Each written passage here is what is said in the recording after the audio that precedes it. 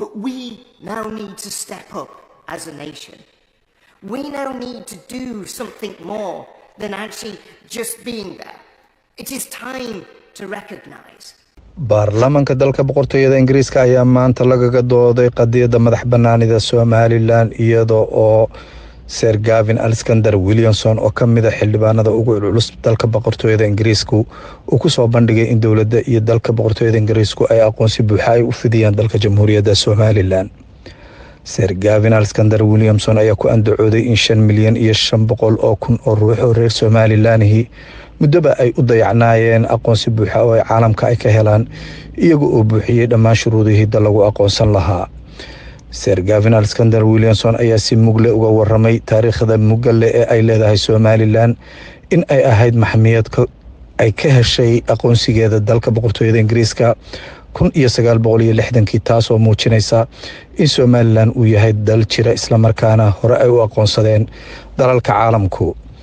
Sir Gavin Willamson ayaa sheegay in la soo gaaray waqtigii dawladda Britain ay tallaabo culus qaadi lahayd sidii aqoonsi buuxa ugu fidan lahayd Somaliland, taasoo uu ku dooday in ay tahay Somaliland dal dimuqraadiya isla markaana u dayacan dhibaatooyinka argagixisada sidoo kale dalalka dariska oo ah dalal aan dimuqraadi ahayn isla markaana loo baahan yahay in laga miro dhaliyo sidii aqoonsi buuxa loogu fidan lahaa dalka Somaliland. But we now need to step up as a nation. We now need to do something more than actually just being there.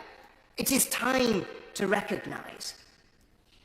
For too long we have resisted that. We always find excuses for inertia and inaction. Now is the time for us to start to be brave and actually reward the people that are doing the things that we as a nation ask them to do. Somaliland does not live in the easiest of neighbourhoods. It has difficult neighbours. But being a democratic country, being a country that wants to educate its boys and its girls by having a judicial system that is fair and robust, these are things that we need to be rewarding. This is what we need to be putting on a pedestal to say, this is an example that we want others to follow.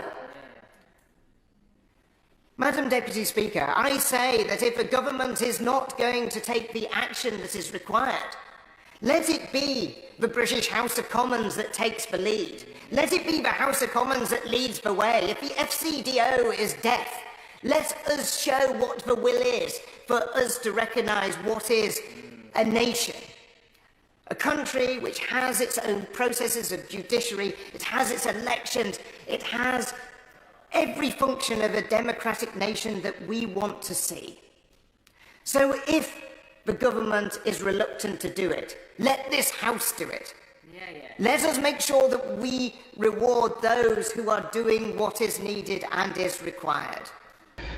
Sir Gavin Willamson ayaa sheegay in dalka boqortooyada Ingiriiska iyo dalka Somaliland ay ka dhaxayso ilaaqaad aad u ballaaran oo soo taxnaa boqolaal sano, taasoo uu sheegay askartii Somaliland ka tirsaneyd in ay ka dagaalantay amaba ay u hiilisay dalka boqortooyada Ingiriiska isla markaana haatan loo baahan yahay in dalka boqortooyada Ingiriiska uu hiil buuxa u siiyo dalka Somaliland. Sir Gavin Willamson ayaa sidoo kalena uga mahadceliyay dawladda Britain tallaabooyinka dhinaca dhaqaalaha ah ee ay ku kabtay dalka Somaliland isagoo magacaabay inay ka qayb qaateen dib u dhiska dekedda weyne caalamiga ah ee berbera sidoo kale koridorka isku xidha dalalka Itoobiya iyo waddanka Somaliland. As we look at Somaliland, you see a country that is developing. You see a country that has got investment coming into it. And I'd like to thank the British government for the investment in Berbera Port, the investment on the highway north to Hargeisa. But by the simple act of recognition, you can transform the lives of 5.7 million people, making every single one of them more prosperous, enabling Somaliland, a good ally of this country, to play a bigger role on the world stage and play a vital role in supporting the values that we in this House hold dear. Madam Deputy Speaker, I know that it may seem a very far off place. I recognise that maybe a nation of 5.7 million people does not seem significant to Britain, but it is significant. It plays a pivotal role in terms of Africa, and I urge this House to take the action that is required to support the Republic of Somaliland and make sure that we deliver for the people of Somaliland as they have defended what we value so dearly, which is democracy and freedom. Sir Gavin Willamson oo taageero buuxda ka haysta in ka badan 230 xildhibaan oo ka tirsan baarlamaanka dalka boqortooyada Ingiriiska ayaa waxa lagu balansan yahay in qadiyada madaxbannaanida Somaliland miiska baarlamaanka dalka boqortooyada Ingiriiska la soo saaro bisha November taasoo ay ka aqbashay gudoomiyaha baarlamaanka dalka boqortooyada Ingiriiska nuqulka ay u soo gudbiyeen xildhibaanada baarlamaanka dalka boqortooyada Ingiriiska. The question is that the right honourable member have leave to bring in the bill. As mayors that opinion say aye.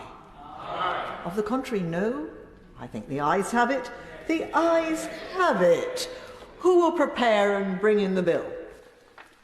Mr. Clive Betts, Sir Robert Buckland, Dr. Lisa Cameron, Alan Cairns, John Speller, Ian Paisley, Alex Shelbrooke, Paul Blomfield, Alexander Stafford, Kim Johnson, and myself, Madam Deputy Speaker.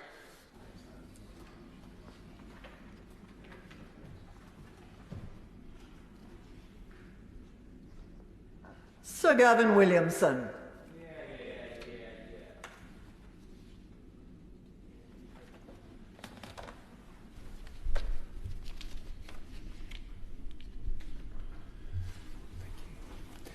Republic of Somaliland Recognition Bill.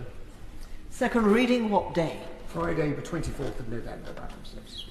Friday, the 24th of November. Thank you. tallaabadan ayaa waxay noqonaysaa guushii ugu ballaadhnay taariikh abid ee si mug iyo miisaan leh looga doodo qadiyada madaxbannaanida Somaliland dalka boqortooyada Ingiriiska oo ka mid ah saaxiibada waaweyn ee uu leeyahay Somaliland taasoo haatan noqonaysa in ay socoto dadaal aad u xoog badan oo ka dhex socda baarlamaanka sidoo kale guriga odayaasha House of Lords taasoo haatan noqonaysa in ay jiraan dadaal aad u xoog badan oo xildhibaanada baarlamaanku ay ku doonayaan sidii loo aqoonsan lahaa dalka Jamhuuriyadda Somaliland. Dalmar warbaahinta qaranka Westminster dalka boqortooyada Ingiriiska.